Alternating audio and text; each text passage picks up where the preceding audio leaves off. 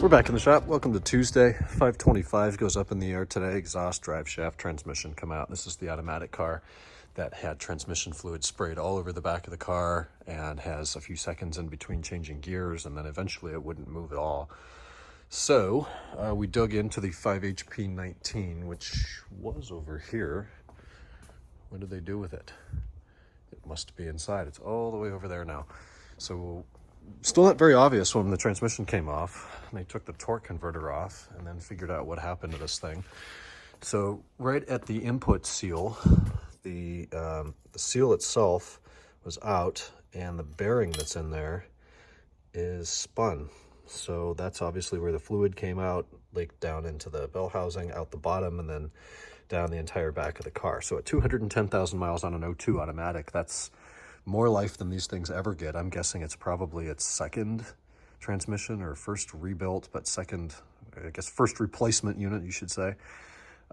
Presented some options to the customer. This is no longer available new, so that's out. There's none on eBay, so that's out. We could go to Dismantlers and try to source a used one, though I don't recommend it.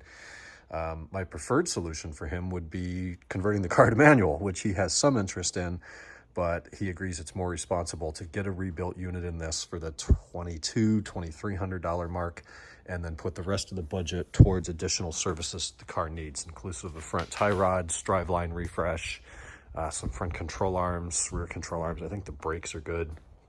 He started looking at other E39s, can't find anything he likes as much as this one. So I think it makes sense to put some money in it, get the transmission rebuilt. These M54 B25s are pretty strong. Change the oil, don't beat on them cold. They'll last a long time. 200's not too worrisome. There's no rust. It's a clean title car. So sounds like that's how we're going to proceed. I reached out to the transmission sublet we used on that 750, the E38 V12, and I'm awaiting a quote from them, so we'll run with that tomorrow. Earlier today, we had a 530 in, not this one, but this is a 530. 2003 titanium silver, converted to manual car. Did the front straight arms, front curved arms, and an oil change, and then his DSC light's on, and I'm wondering if it's a coding issue because the car has been converted. The ABS module was coded for a 540, so I changed that to M54B30 manual. That didn't make a difference. And I made some more coding changes in the cluster, set that for manual, still no difference. The DSC or ABS module is reporting a few codes: pre-charge pump and front right wheel speed sensor, though the front right wheel speed sensor works fine and the pre-charge pump comes on when manually activated. So I don't think that's the problem. It's an original ABS module, never been rebuilt on a 160,000 mile car. So my recommendation is let's get the module rebuilt, see if the codes return. But Ayel, we might have an instance of improper coding. Now the SA number makes sense because the manual transmission is not an option. It's actually in this code. So this will be another DT63 car, whereas a DT53 would indicate a 530i5 or not an IA.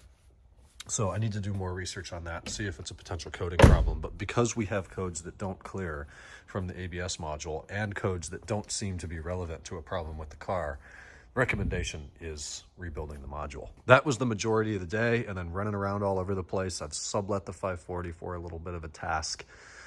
So I had to get that down there, and then we picked up a bumper that's been repainted, and they forgot the diffuser, so that's coming up tomorrow.